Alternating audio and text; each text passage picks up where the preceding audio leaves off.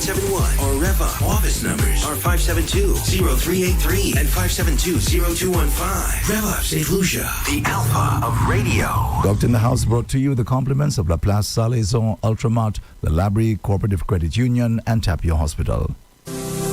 At Tapio Hospital, caring and competent obstetric consultants who will see you safely from prenatal care through delivery with a team of excellent pediatric and anesthetic support.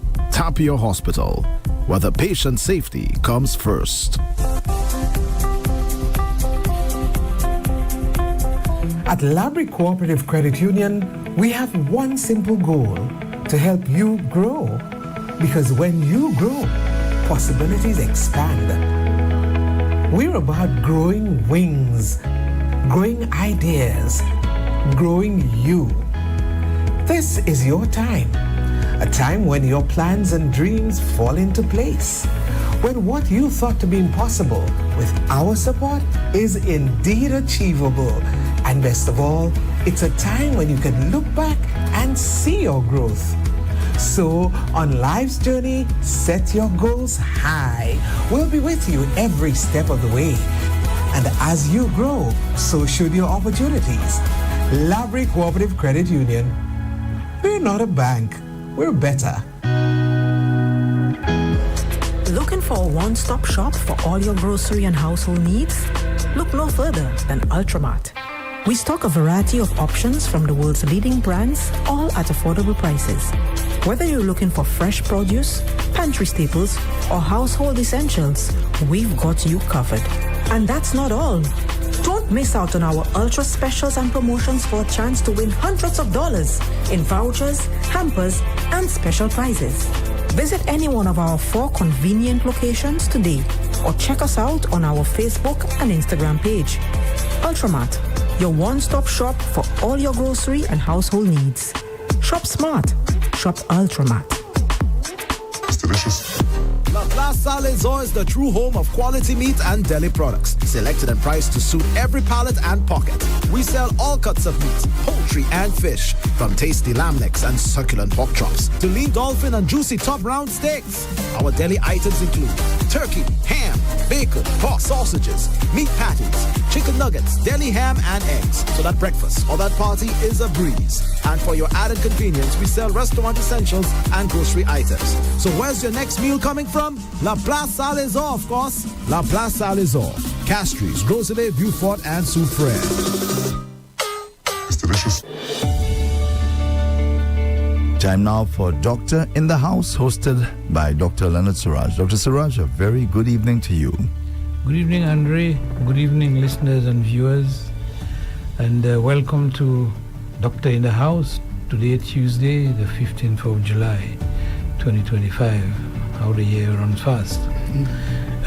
We are here today on streaming live on Facebook, Instagram, YouTube, and X, and also 97.1 FM. So today, I usually have a special guest, but she's not a common guest, because not often do you find a pediatric dentist, not an ordinary adult dentist, a pediatric dentist. You would have thought that since the milk teeth will come and go, that you can just afford to ignore them, but then pediatric dentistry is extremely critical in the children and adult phase. And Dr. Simone Liverpool have been around. She is trained in the United Kingdom, I think. Yes, I did my master's. I remember. There. And has been back in St. Lucia for the past 18 years, bringing in that skill to the nation and that level of expertise. I'm assuming she's St. Lucian, yes? Yeah, she's Part St. Lucian. I'm Guyanese. Guyanese. Oh, okay. But the accent would tell you there's a little bit... There's a mix-up. Right. So, Simone, thank you very much for being here, and I'm happy you didn't give much trouble to accept my invitation. Thank you for having me. And we'll spend this 1 hour. It's going to go very fast. Yes, to explain to the general public what do you see in the importance of pediatric dentistry, and what do you see in your clinic, and how would you like to change things? Oh, that's a very loaded question. So I will start off first by just clarifying one thing. You alluded to it. A pediatric dentist we go to dental school like everybody else, but after dental school, 4 to 5 years, we do an extra 2 to 3 years, depending where you do the program. Oh, so the it's a pediatric speciality dentistry is a specialization of general dentistry. So you do general first? Yes, we do general dentistry first. So you are, So I am a specialist in That's right. that Okay. area of that dentistry. part I missed out, yeah. Okay. So that's basically what a pediatric dentist is. How can I say? What is the importance of pediatric dentistry? Unfortunately, in St. Lucia, it is not taken seriously. One is cultural. You know, we consider as baby teeth, they will fall out. Yeah. So it's, they don't put the importance on the oral hygiene and diet. And so in cases like that, that's where I would like to see the changes in our population. But when you say diet, you mean what they eat? What they eat on a regular basis. Okay. And what they eat, actually now studies have shown that a child's dental issues can stem from even while the mother is pregnant. How much sugar she takes in, what her diet is like, even her weight. Okay. So all of these things. So basically, pediatric dentistry is the fundamental part of basically everything, because without teeth, that leads to so many other issues. Right. Because I was reading up on it just a while ago, and they were saying your self-confidence. Children who don't have nice teeth, they tend not to want to smile. Even their attitude changes, even their confidence changes. Exactly, and I do see a lot of that. You do see that? Oh yes, Okay. mostly when I go into the preschools, like in their environment, and they're young, they're 5 years, sometimes 6 and below, and of course, as soon as they hear, "Oh, you're a dentist," they would say, first of all, taking out teeth. That's what they associate it with. So the fear factor that comes in there, and that's normally from what they hear. That's right. Yeah. Their environment. And secondly, kids would point out the other kids with rotten teeth. Okay. So that already at, even before really school age, it's taking a toll. I remember a few years ago, I had a patient, they used to call a razor mouth at school. Razor and mouth. children can be very, very cruel, even the young ones. Yeah. So yes, so with The all of names they that, call you. it takes a toll. I've known of cases where the child had decays in the upper anterior teeth in the primary dentition, so she had issues smiling. And when she changed her teeth and her adult teeth came out nice and healthy, she still had issues smiling, Okay. because her self-confidence was rocked Yeah. from a very early age. Yeah. So it does affect your self-confidence. Yes. Okay. So from an early stage. basically, we run a roundtable discussion here. So at any time, Joe Public will be joining the conversation and discuss it. But the pediatric aspect of it is the fundamental basis. I remember they were saying it's almost like building a house. Exactly. If you build a house on rocky foundation or in rickety beams, it's going to fall down it's eventually. going to fall down. Exactly. So you need to start implementing the oral hygiene habits, which is just not brushing alone, but brushing along with diet. What the pediatric dental associations worldwide are saying right now is that all children should have their first dental check by their first birthday. Okay. Okay. All right. Or if the That's the child time has, they begin to develop teeth. yes, or even maybe before, if a child has a tendency, or a child is teething a little earlier. But definitely by that, momentous 1 year, that is the time that kids should be referred to get their dental checks. Now, with that said, most dentists do not see kids And most of them will not see kids in that age range. Mostly our society is 3 and up. Okay. Hence, there's a need for a specialist, a dentist, because we have different techniques and ways that we can do what we have to do. Okay. But at that stage, because our society is like, why are you taking a child to the dentist when they barely only have like 2 or 4 teeth? Yeah. But is what we need to educate the parents from the get-go. Okay. Okay? Soon as there are 2 teeth, you take a baby toothbrush and you brush it with a toothbrush. While you can use a clean cloth with clean water to wash out the rest of the gums. Right. But everywhere a tooth comes up, that means the earlier you introduce it, it's not going to be so hard. Because what I see in my office day to day, 99% of the children that come in between the ages of, well, let's say 0 to 4, 3, they always give a hard time with the brushing. Okay? So by the time they're like 1, 2, oh, it's like, so there are parents that, you come home, you're tired, you're like, oh my God, I have to brush teeth. So you might get one in the morning, kind of a way, or what a lot of parents would say, oh, they do it at school. Okay. If it's hard to do one at home, to do a whole classroom is going to be almost impossible. Absolutely. Yeah. So this is where we, you have to start educating, from the parents who are educating. The other habit that we see a lot of when it comes as part of the diet is the breastfeeding or the bottle feeding too much. Okay. Okay? Breastfeeding is a meal. The bottle should be a meal. But I'll stick with a little bit more breast because it's natural, And I'm a firm believer breastfeeding. Breast is best. But too much of it for a prolonged period of time, or what we call breastfeeding on demand. For me, when you get a child that's like 3 years old that says, Mommy, I want totots. As soon as you can verbalize and articulate so well, we have to be looking at, So what the breast ends up becoming is a pacifier. Okay. So the child falls asleep on the breast. Then, I was a breastfeeding mother. So you sleeping with the child, you're sleeping, child sleeping, the nipple is in the mouth all night long. Children move around, they're going to suck. And then in the mornings or sometimes you see a little bit of a dry, crusty, bav on the side of the mouth. Yeah. And that Dry is mucus. because of the milk pooling up. Oh, in the cheek. In the cheeks, inside. hence affecting back teeth.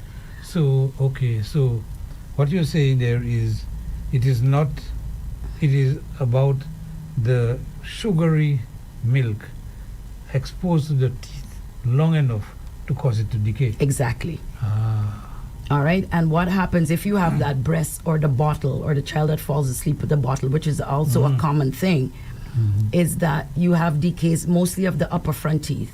Yeah. And the easiest way we spot that is that the 4 front teeth are normally decayed, sometimes the back ones, but the lower 4 front teeth are normally normal.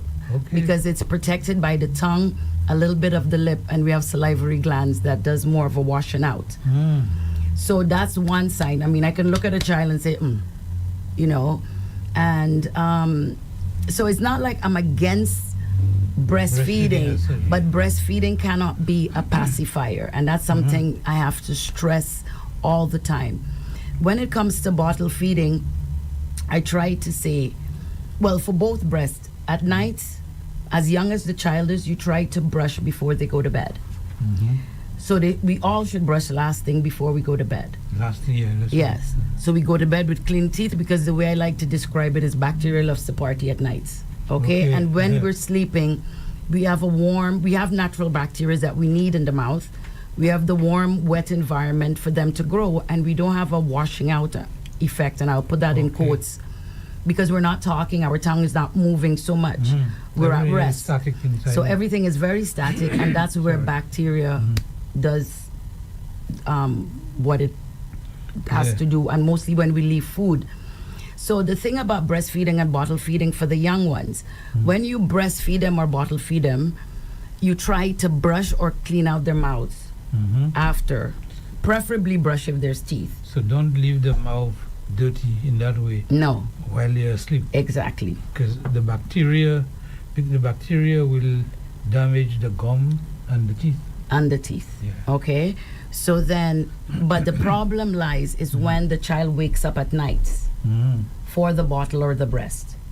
Because nobody's waking up. It's just like stick bottle in mouth, take breast, everybody goes back to sleep. Okay. All right. So then the milk stays there. So then that kind of defeats the purpose of the last night brushing. Right. So with kids that still breastfeed or bottle feed, what I try to ask the parents or advise the parents, okay, continue what you're doing during the day, but try to cut out that nighttime feed, the waking up feed as I call it. And if kids are bottle fed, what we recommend is you can start diluting the bottle with more and more water. Say if you have, every night maybe add a little more water until it becomes water. Now, a child can wake up and drink water, no problem. Okay. So these are some of the tips that I wish they were disseminating that information a little more in the primary care levels. Okay. In the clinics. In the clinics. Right. Prenatal.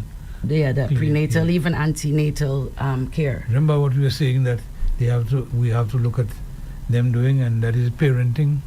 So there's the itinerary for prenatal care seems to be getting bigger and bigger, because last program we did, we were talking about the need for proper parenting, etc. And the parents must be taught. Yeah, there are how to- parenting classes in England. I mean, I remember I have a cousin taught parenting classes in England. Okay. So there are they people, have they're parenting classes. All right. So we just don't have it there yet. Exactly, Yeah. So you mentioned the breastfeeding and the bottle, etc. But this is only for a short phase in the child's life. The rest of the child's life, they'll be eating regularly. And Okay. So I think, and that's why more damage happens. Yes and no, because I have had patients that have breastfed until age 6. 6. 6. Okay. 5, 6. Now, I don't know what you're getting to sustain you at that age, and that's a typical example where it's a pacifier. Yeah. All right, because you're not getting enough sustenance just that. from breast. I mean, I know Dr. Bird and WHO has said, you should breastfeed exclusively for 2 years. But I think with our lifestyle, that's not quite practical. But what I'm getting at is, apart from the breast and the milk, as there the is child now grows older and the teeth are coming in, like I said earlier, by the age 1, 2, you're getting the fighting. So the resistance to brushing. Also, it's the age and stage where their snacks, you have to be very, very mindful of what you're giving them to eat, because they're now developing their eating habits. And the box drinks and everything. Okay, so the things with juices. Juices, the box juices carry 1, lots of sugar, and 2, lots of acids. Stuff they have to add to the juice to preserve them, plus the acids from the fruits. So where we see children, and I saw one up to this afternoon, but there's a certain pattern of pitting on the teeth that but they're not deep. They're like little pits that you can see on the occlusal surfaces of teeth, and that shows that the child has a lot of acid in his diet. And if it's not his diet, then we're going to have to look at some medical problem of maybe some acid reflux or something, but common things are common. That's right. So in my line of work, I can identify a child that sometimes takes in a lot of acid on a regular basis, and mostly in that toddler phase, because that's when we think, juices are good for them, and the cookies and the biscuits and the raisins that they snack on and the gummies, and all these little things. And these are the things that our parents are packing in the lunch kits that are loaded with artificial or refined sugars. Okay. Now, that makes also there's the thinking that because it's, say, natural juices like local juice, that's where I get it. Juices, Parents will say, but I give them local juice, not box juice. But we sweeten our juices with sugar. The same sugar. Some families put more sugar than other, depending if you go to a restaurant here, you take a juice, and it's sometimes extreme. Well, I for think me, so. it's I found- extremely sweet because we drink a lot of sugar generally. And another thing, it's not quite scientific, and I'm sure there must be a study because I see it too much. We pass on our eating habits to our children. Like I had a 2-year-old today, sweet child, and they're giving him sweets, like they give him cookies, but he brings it back. Luckily now, preschools don't normally accept sweets and juices. And you will find the kids don't really ask for the juice or the sweets or the biscuits when they go home, but we give them because we think, oh, juice is good for you. And even the local juice. There's nothing wrong with simple, plain water. Yeah. Or maybe even coconut water, maybe the younger versions. But yeah, so we have to look at these little things that is just part of our culture. But also, even if they were to have the juice, etc., but the mouth hygiene should be in place. So that's what I'm saying. They have to go hand in hand. Yeah. Okay, because like I said earlier, you're giving these kids these snacks, the biscuits, the juice, the cookies, and then they're like 1, 2, 3, mostly the 1, 2 where they're fighting and you can't brush properly. So parents would brush maybe once a day because they can't deal with the fighting. Okay. So I mean, I tell parents, seriously, I feel your pain, but the struggle is real. You know, you need to do what you have to do. And kids are very smart. As young as they are, they can be very manipulative. So they would scream the house down like somebody is killing them. And then if it's a bigger family, daddy doesn't want to hear baby scream and oh, let him go, da da da da da. And then it stops. So when they come to me, they start off on the screaming, but I do what I have to do. You know, so, and mostly the younger they come, yes, they cry because nobody likes to be held down on somebody in your mouth. Yeah. But we start off with simple things that I know they don't like, but needs to be done. You know, and I try to tell, and as soon as you're finished, they stop crying, they go about their business. You know, but parents need to overcome that, oh my God, he's crying, maybe I'm hurting him. Yeah. You know, that kind of fear, mostly first-time parents. So, in your interactions with children generally, why do children, I guess I was a child one time, I imagine it was the same thing, why do the children hate to brush their teeth? What is the problem? Good question. I don't know. Habit, you know. But if they see their parents doing it all the Exactly. time. But they see the parents doing it. They see the parents taking Kids, a all shower, kids. brushing their I teeth. don't know if it's a sensory thing, because when kids are little, their mouths are very important to them. I mean, I could be corrected here. But just the mere fact that you're going in their mouths, first of all, because they wiggle so much, you have to hold them. I guess it's and intimidating, I know. but all kids. I mean, I had a 2-year-old, and if I see 100 2-year-olds a year, one would be a child that stays there, and I had one of those today. Yes. Okay. Because most of them would scream, and then so we know a lot of behavior management. Then no, we could 2-year-old, 1-year-olds, you know, they're allowed to get away with certain things, but then as a child, as long as a child does not have any special needs issues, and I can communicate to their age or stage, I communicate on that level. So if you're 5, I'm going to speak to you like a 5-year-old. If you're 8, so I'm going to maybe tolerate something from a 5-year-old, I'm not going to tolerate it from an 8-year-old. But it's all done in love. I don't know how to explain that. We have to, but we're trained to speak a certain way, to change our voice. So you can go very stern, but then you have to soften. So, I mean... I have a good question for you now. At what age should a parent allow a child to brush their teeth? I would say 6 and up. And that's just because of dexterity.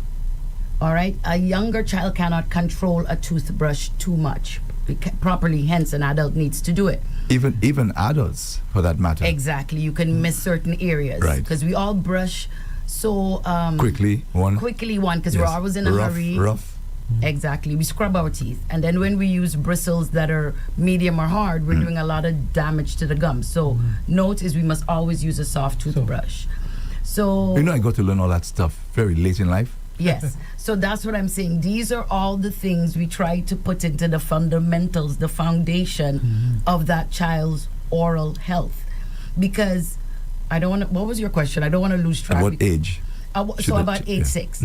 But what I see, when they start brushing the teeth themselves, so about 6 to about 11, it's always done like this.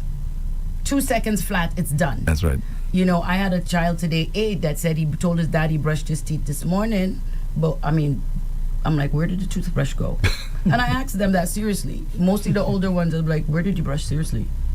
You understand? Because a lot of kids, they're smart too. I've heard stories of they put the water on the tap and do nothing, or put toothpaste in their mouth, or use mouthwash. Everything not to brush the teeth. Then when they get into the teenage stages, the boys, the girls, then you get a little better, mostly in the anterior region.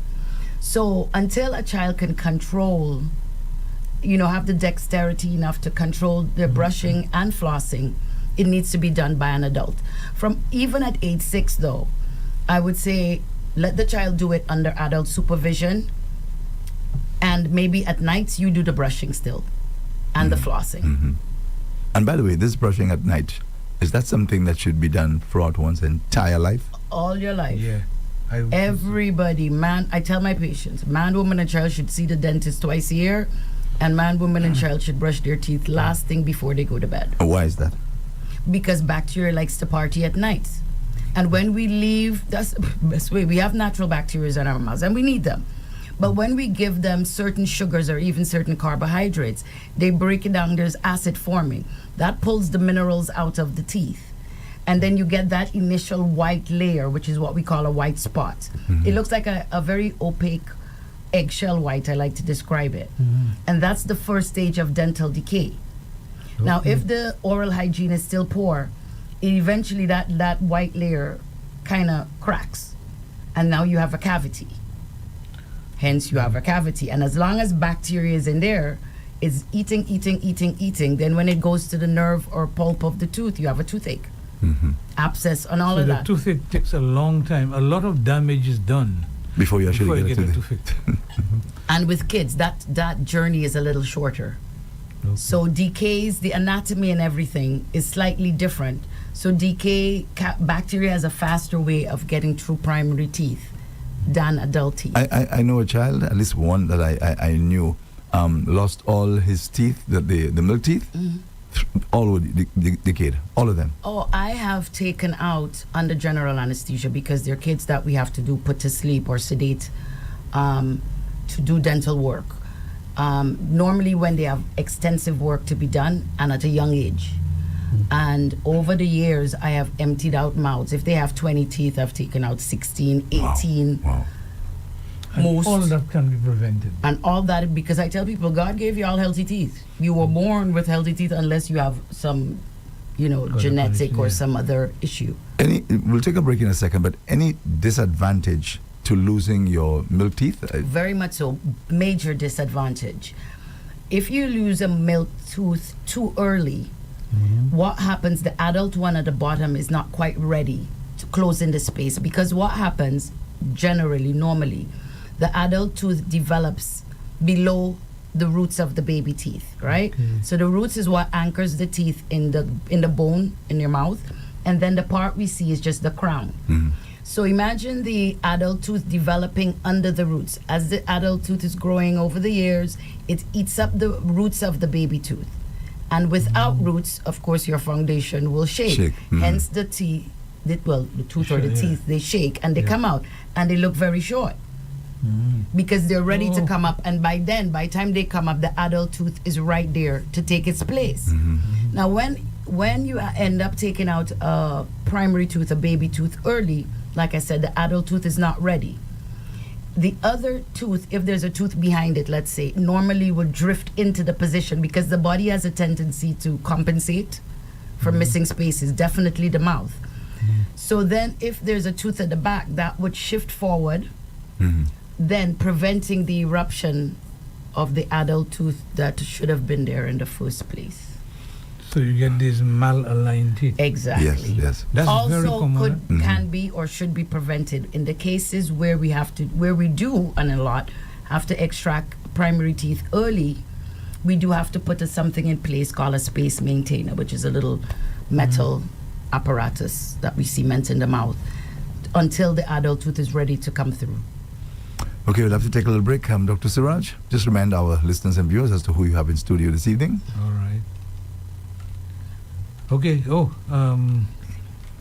We have in studio with me Dr. Simone Liverpool. She's a pediatric dentist, St. Lucian, Guyanese combination, and trained in the United Kingdom, and has been with us for the past 18 years. So we are talking about children and children dentistry. So we'll continue the discussion in just a moment. Yeah. Just like to remind you that Doctor in the House with Dr. Leonard Surage brought to you the compliments of Laplace Salaison, Ultramart, the Labrie Cooperative Credit Union, and Tapia Hospital.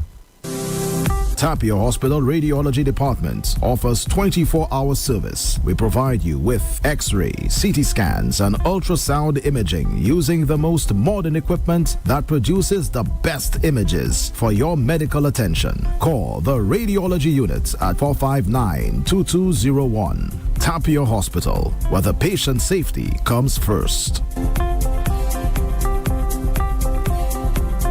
At Labrie Cooperative Credit Union, we have one simple goal: to help you grow. Because when you grow, possibilities expand. We're about growing wings, growing ideas, growing you. This is your time. A time when your plans and dreams fall into place. When what you thought to be impossible with our support is indeed achievable. And best of all, it's a time when you can look back and see your growth. So, on life's journey, set your goals high. We'll be with you every step of the way. And as you grow, so should your opportunities. Labrie Cooperative Credit Union. We're not a bank. We're better. Looking for a one-stop shop for all your grocery and household needs? Look no further than Ultramart. We stock a variety of options from the world's leading brands, all at affordable prices. Whether you're looking for fresh produce, pantry staples, or household essentials, we've got you covered. And that's not all. Don't miss out on our ultra specials and promotions for a chance to win hundreds of dollars in vouchers, hampers, and special prizes.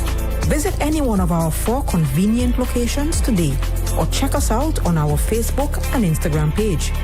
Ultramart, your one-stop shop for all your grocery and household needs. Shop smart. Shop Ultramart. It's delicious. Laplace Salaison is the true home of quality meat and deli products, selected and priced to suit every palate and pocket. We sell all cuts of meat, poultry and fish, from tasty lamb necks and succulent pork chops to lean dolphin and juicy top round steaks. Our deli items include turkey, ham, bacon, pork sausages, meat patties, chicken nuggets, deli ham and eggs, so that breakfast or that party is a breeze. And for your added convenience, we sell restaurant essentials and grocery items. So where's your next meal coming from? Laplace Salaison, of course. Laplace Salaison, Castries, Rosalie, Beaufort, and Soufrière. It's delicious. This is Doctor in the House live on Rev-Up St. Lucia with Dr. Leonard Surage. Dr. Surage is back to you. Thank you very much again, and just reminding the listeners that you are listening to Doctor in the House, and we're live on Facebook, Instagram, YouTube, and X. And we are talking today about pediatric dentistry, and I have with me Dr. Simone Liverpool. Now, if you have any contribution, any questions, or any way wanting to contribute to this program, you can call the landline at 572-9710, or on the WhatsApp at 287-0971. Let's just give the numbers again. The fixed line is 572-9710, or the WhatsApp platform 287-0971. Yes. Yes, so continuing from where we left off, I was saying a while ago that I find that the mantra of adopt good habits and make them your master, I think works well, and I make examples of brushing your teeth. When I tell people you have to take your medication regularly, especially those people on long-term medication, they have to take it every day. And they say, boy, every day, doc, I have to take this medication. I said, there are certain things you have to do. For example, you eat every day, you brush your teeth every day. So what's wrong with that? So it's a question of creating good habits. And the habits will take care of things. You don't have to worry and wonder whether you should or not. It just comes naturally. Because, and yes, and obviously that applies to kids. The earlier they start as well, the less fearful they become of dentistry.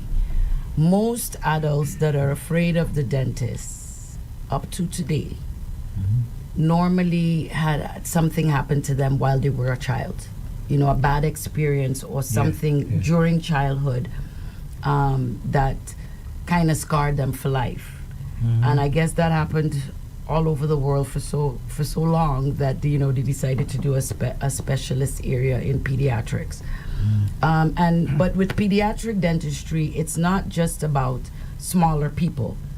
The whole approach is a lot of psychology. There's a lot of behavior management.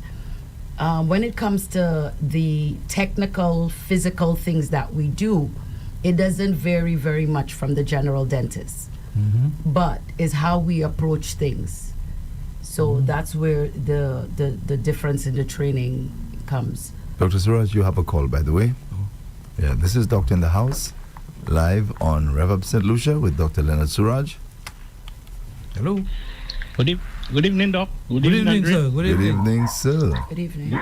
Good evening, Dr. Liverpool. That's Yes. right. Yeah, Okay. so Okay. tell me. Thanks for accepting my call. Yeah, okay. Welcome. Okay. Dr. Liverpool, at what age a child supposed to have all his teeth in his mouth?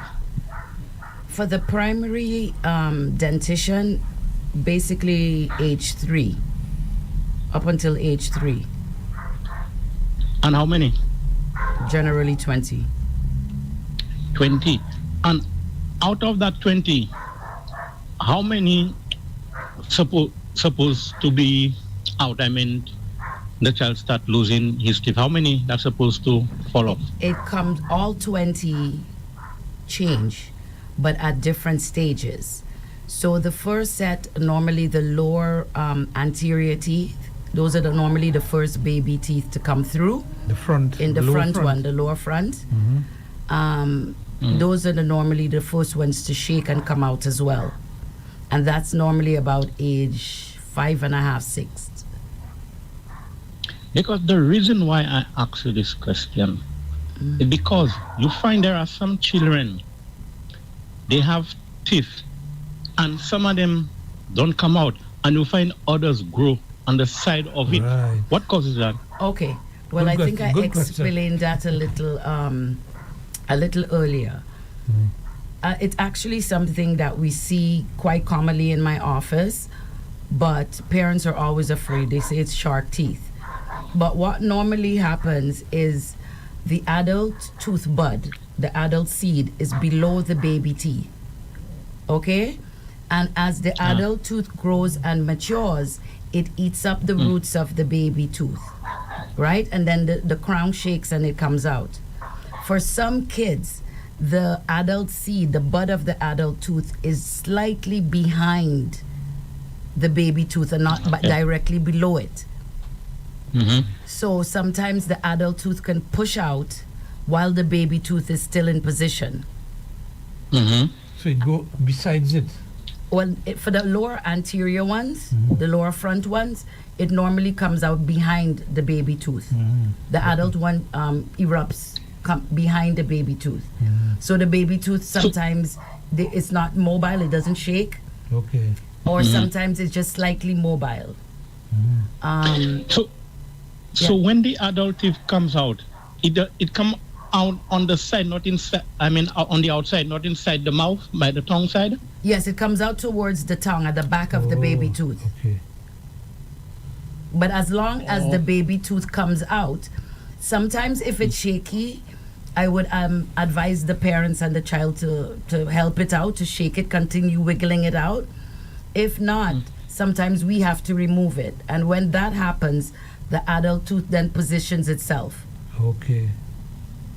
Okay, okay. Because I see some people stay with this, they don't move it at all. How you mean people, like they got older? Well, in cases like that, is that they don't have enough space for all of their adult teeth. So the teeth come out rather crooked or uneven. Oh, sideways. Yes. Okay. So there's a lacking space, and that's where braces sometimes have to come in. But this is normally in the adult dentition, in the adult teeth. So my final question. So when this happen, you see, as a parent, you see this thing happen, you have to take your child to a dentist. Oh, definitely. And the sooner the better, because if you start taking your child, ideally from a young age, sometimes you can recognize certain things even before the adult teeth comes through. And there's certain procedures that can be done. Okay. Thank you. Okay, you're welcome. Right, thank you very much. Bye. Yeah, but it's the question I wanted to ask, and I'm happy that the caller made that contribution and helped out. So, but what can be done about it when you notice that the tooth is not coming out properly? Of course, you can go to the dentist. What do they do apart from braces? Okay, well, it's 2 stages. If it's the primary tooth is still there and the adult tooth is coming out behind it, we can remove the primary tooth and it will position itself. In the case as the child gets older and still there's crowding, and we call it crowding because everything is kind of jumbled up. Yeah. Then you need to take them generally to an orthodontist because those are the dentists that deals with the braces. Okay. All right. But as a general rule, we normally wait for all the primary teeth to change. The other thing I will mention about braces that I'm a stickler for, if a child has poor oral hygiene, I do not recommend orthodontic treatment until the brushing habits improve. Because if the child is not taken care with just teeth and gums in their mouth, they're not brushing and brushing properly. When you have all the wires and the brackets and the rubber bands, which collect a lot more food and food particles, you're gonna come out with nice straight teeth, but cavities everywhere, and that is definitely what you would not like. So I always warn parents: it is a commitment. It starts off great. The first few weeks, we do it great, and then they fall back into habits. So maintenance while a child wears braces is very, very important. Okay. Yeah, and you were saying earlier on that the decay of the tooth begins by the white spots. The white spots, that is followed by a little crack, and then the bacteria gets in. Well, the bacteria has been doing that business all the time. And as long as it gets in, it passes the enamel layer, which is the outer layer, gets into the dentine layer, and it eats its way and it goes down into the nerve, which is the pulp. And by then you have a full-blown toothache. Now, what happens when this is in a 3-year-old or a 5-year-old, which we see a lot of? In cases like that, if you have a child that's like super cooperative, maybe we can do what we call a baby root canal, where we're actually taking the infected root out of the tooth, filling it up with some medication, and closing it up. So the tooth still performs its function as a space maintainer, but it's dead or non-vital. Okay? In cases, like I said earlier, when we do have to extract it, it is always recommended to do a space maintainer to hold the space for that adult tooth. You have another call, Dr. Surage. Hello. Hello. Hello, good evening. Good evening. Hello. Good evening. Yes, good evening. Great program as usual. Thank you. Yeah. You're welcome. I just wanted to ask, are you the only dental specialist in St. Lucia? Yes, I am. Or Pediatric. Pediatric specialist, yes. Okay. So what about, do you come to the South at all? No, not anymore. I'm located in Radui at Sunshine Dental is the name of my office. Okay, thank you. Okay. And I would like to ask another question, please. Go ahead. Go ahead. Which toothpaste do you recommend for children? What age? It depends on the age. My son is 3 years old. Okay.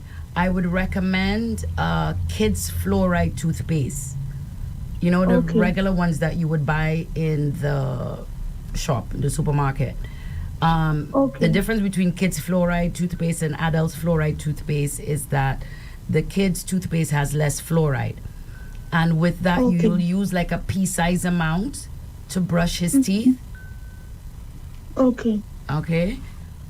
Thank you. Okay, thank you You're for welcome. your Good contribution. night. And I'm happy you mentioned fluoride because this is exactly where I wanted to go in the discussion. So happy that you initiated it. Yeah, fluoride and protection of the teeth, because from what I understand, the fluoride actually has a bond with the enamel of the tooth and strengthen it Exactly. to prevent bacteria from getting at it or to reduce Right. Well, the chances. simplest way, I mean, there's a whole biochemical that would be very hard to go into here. Yeah. But basically, fluoride is a natural mineral. Mm. It's found in the earth. Okay? And I want to start with that because a lot of people don't use fluoride toothpaste, adults, by choice. And that's okay because they say, you know, that's unhealthy. So they use a lot of the more fluoride-free toothpaste out there. But why it's important for fluoride? One, we only get our fluoride in St. Lucia from our toothpaste. And that's the mineral that seeps back into the teeth to strengthen the enamel back or harden it. Yeah. So it can help prevent decay along those ways. So it's a mineral to strengthen the teeth. Yeah. Okay, now how it comes through the toothpaste. Now the new thing is it's good if we can just leave a little bit of the toothpaste in the mouth so the fluoride stays in the mouth. We normally rinse out after we brush and then we wash out all the toothpaste. But for kids, studies have shown that it's something called spitting and not rinsing, where you brush your tongue, spit out, and then you just go about your business. You maybe wipe the outside of your mouth. So you leave a little bit of that toothpaste in the mouth, and studies have shown that it reduces decay by 30%. 30%. That's good. Okay. Discovered by my university in London. Okay. Just saying. Yeah, so it's called spitting and no rinsing. So you're saying the fluoride is a good thing for the It's a teeth? good thing for the Yes. teeth. You have another call. Okay. Hello. Hello, good evening. Good evening. Bonsoir. Dr. Liverpool? Yes, Can I call good you night. Dr. Liverpool, right? Yes, That's please. right. Yes, welcome to the Rev-Up station, radio station. Thank I know you. you're today. Thank And you. Dr. Surage, good idea. Thank you very much, And as sir. always, very good program. Okay. Audrey, how are you? I'm very well. Okay. Lovely. I have a few things that I want to discuss a bit, but I want to detour from the teeth for a minute. Okay. Can I do that? Yeah, go ahead. Dr. Suraj, this one is for you. Let me indulge you for a minute. Don't you know, or do you know rather, that when a mother has a newborn as an infant, and the baby is still milking, like still breastfeeding, do you know that if anybody, any man or anybody having sexual intercourse with this young lady, do you know that the baby stopped taking the breast? No, I didn't know that. Okay, news for you. So Because what you happened published is that? the fluid, yes, the fluid. You see the different fluid? This is not the dad's fluid. This is a way of that child alarming you, letting you know somebody else is interfering. So that child will stop taking that breast. So says Dr. Anthony. Okay. So are you going to challenge what he said there? Or you? No. I mean, he's making his contribution. Because My what only happens? challenge Hold on, would be, Anthony. is there scientific evidence to show that, sir? Okay, Dr. Liverpool, thank you. A good thing you ask this Thank question. Because what happened is natural. It's natural because everything, the body is a natural thing. And what you find is that because the body is a natural source, what you find is that anything that involves or interfere in that natural thing there, remember sperm specimen and everything, that's natural. So anybody that goes there, the child automatically, because the breast will not be tasty for him or her anymore. So that child will indicate you to let you know somebody, because the child can't speak. But that child will indicate to let you know that somebody is involving with this woman, with the mother. And this is a way, instead of just actually saying things of you're not too sure and whatever, it's just that you could start thinking, well, boy, that could go wrong. But the baby can't talk.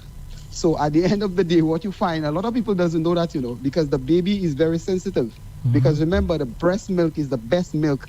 Any doctor, anybody will tell you the breast milk is the best milk for the baby. Anything else could be a problem.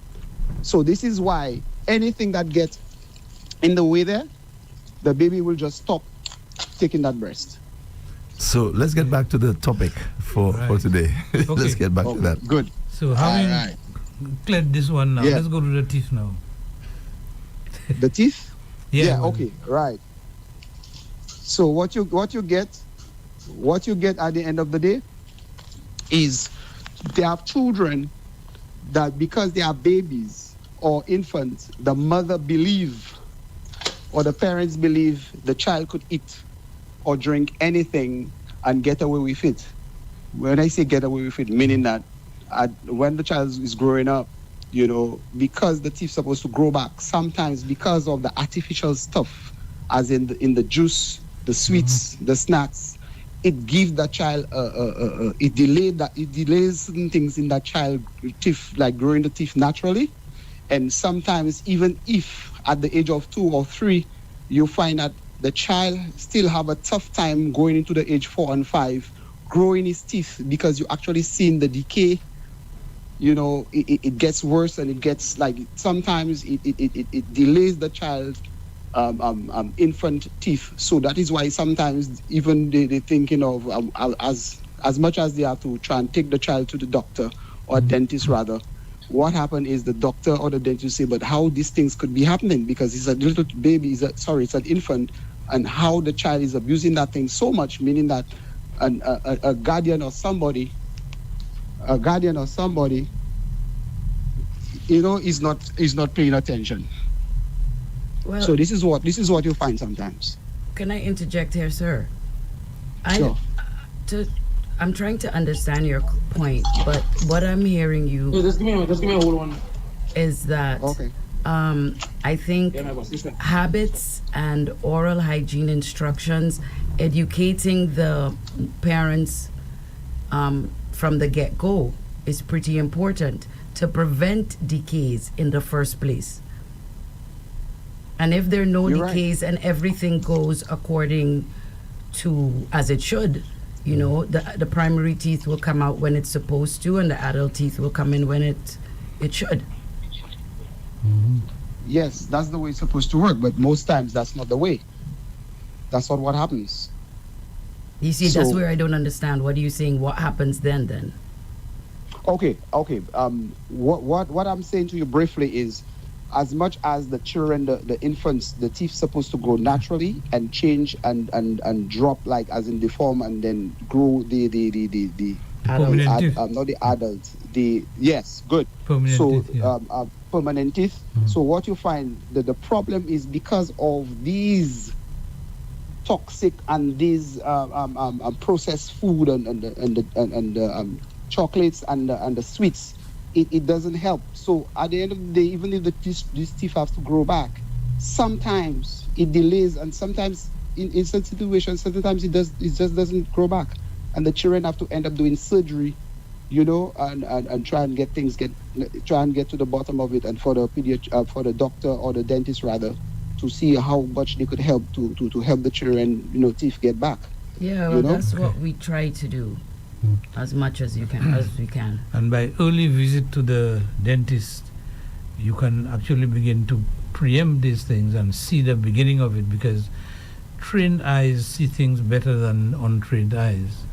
And then you can see there may be problem in the making, and the people who are specialized in that area can guide you. So I think that... one more question quickly. Yep. The fluoride. I remember once I mentioned fluoride to you, and I told you, what is it you can do? Brush your teeth outside where they have grass and spit it. Remember, I mentioned that once? Brush your teeth in place where they have grass and spit on the grass. Okay, yes. Like, and then you will see the places getting bald. No, bald. Okay, when you brush your teeth, when you spit the toothpaste to the ground, on the grass, every day just do it. This grass not gonna be the place gonna be bald. It's not gonna keep growing. All right. So you're saying that the fluoride is gonna cause the grass to die? Mm-hmm. Yes, because what will happen is fluoride is not is it healthy to use fluoride? Fluoride is a natural mineral. Mm-hmm. Is a natural mineral. Yes, sir. And it is strengthening the teeth. So what plant or what substance it's of fluoride in the mineral, comes from? it's in the earth. So it's not artificial. No, because the cousin of chloride is fluoride is chloride. So there's chlorine, there's fluorine. Yeah, they are in the same group of metals. Okay, why I'm saying this is because the last time I remember I asked you that, Dr. Surage, that on the toothpaste it says that if swallowed, the children has to be supervised. If swallowed, you have to take them to a near poison center. Okay, sir. You understand? Yes, that's if they swallow a whole tube of toothpaste. Like if a child sits down and in one go eats a tube of toothpaste, then you have to take them to a hospital.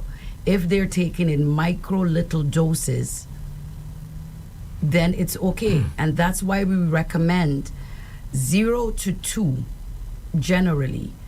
You would see toothpastes without fluoride, because generally at this age kids do not spit, they swallow. They don't have that, reflex to spit. Okay? Thank you. Then Dr. as Levy. a child gets older, so at that stage you are giving them either fluoride-free toothpaste or an extremely small amount of fluoride. I recommend a tiny, no, not even a pea size. I recommend a smear amount. Okay? For the little ones that are gonna swallow. All right? Ages basically 3 and up, we give them a pea size amount or a rice grain amount. Right? And then you can use that to brush their teeth, and you're not using a lot. So by the time the toothbrush passes in the mouth, you brush their tongue and they spit. There's hardly any toothpaste left in the mouth. I think the best thing is for the children to use fluoride-free toothpaste, just to be on the safe side, because we just can't be too careful. Okay, but at the same time, Thank you. That is it has been proven conclusively. There's a lot of fluoride evidence in the water, a few parts per million. It's not any big amount. Parts per million you're talking about. Has in areas where it has been done, has improved the quality of teeth tremendously. Has saved government millions of dollars in preservation of teeth, etc.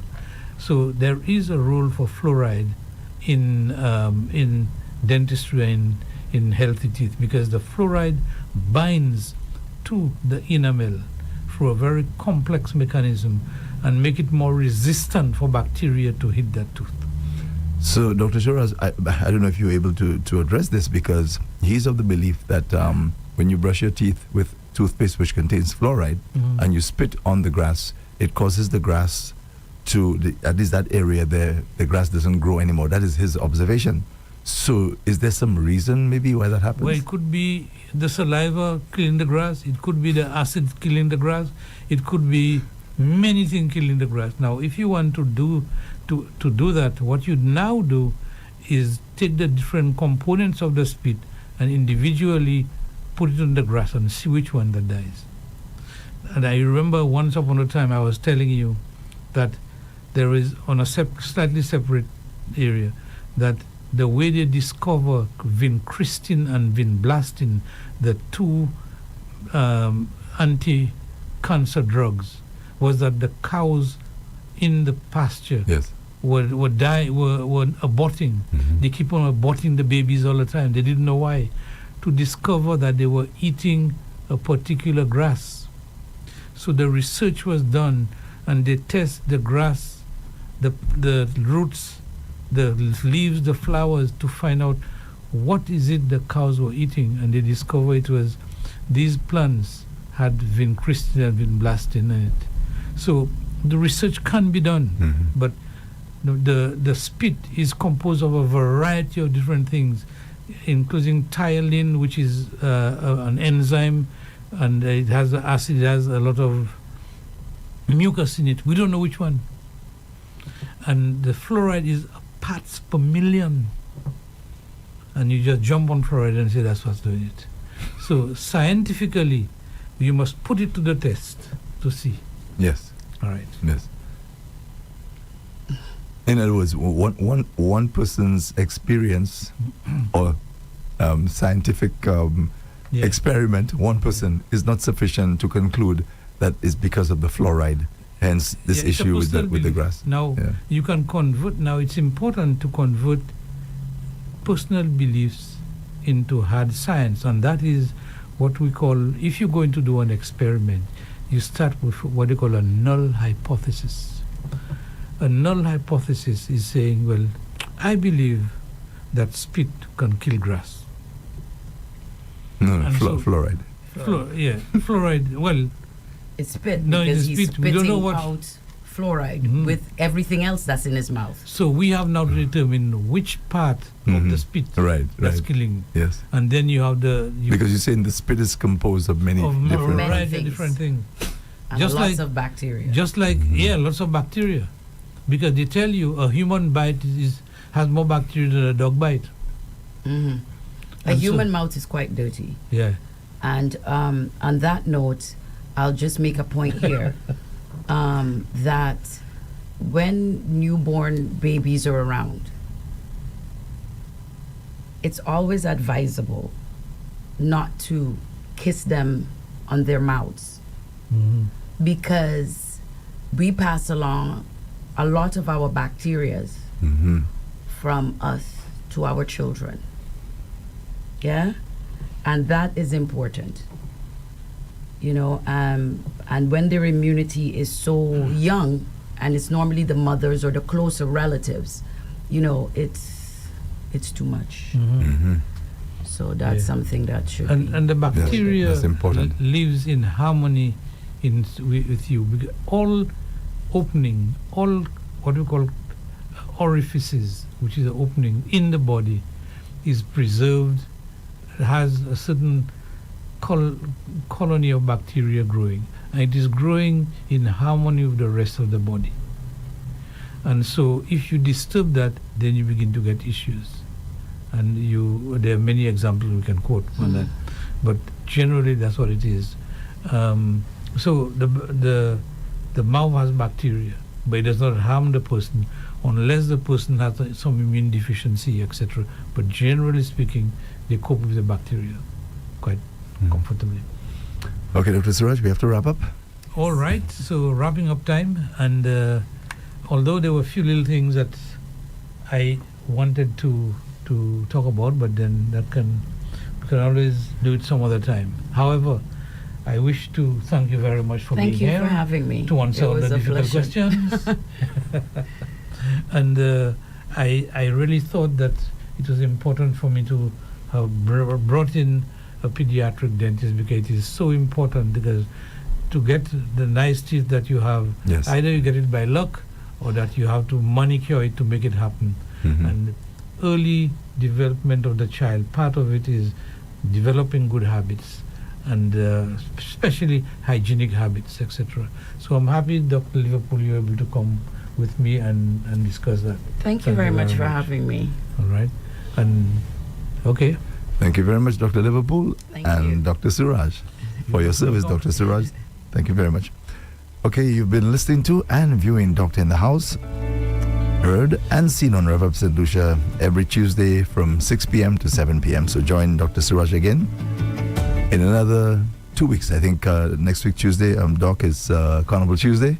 So no doubt we'll not be having a program next week Tuesday. So have yourself a safe carnival. You and Dr. Liverpool. Okay, so have yourself a great night. This has been Doctor in the House on Rev-Up St. Lucia, brought to you with the compliments of La Place Alaison, Ultramart, the Labrie Cooperative Credit Union, and Tapio Hospital. At Tapio Hospital, we operate a 24-hour emergency service for all your urgent healthcare needs. Our qualified medical specialist will be on hand to ensure that you receive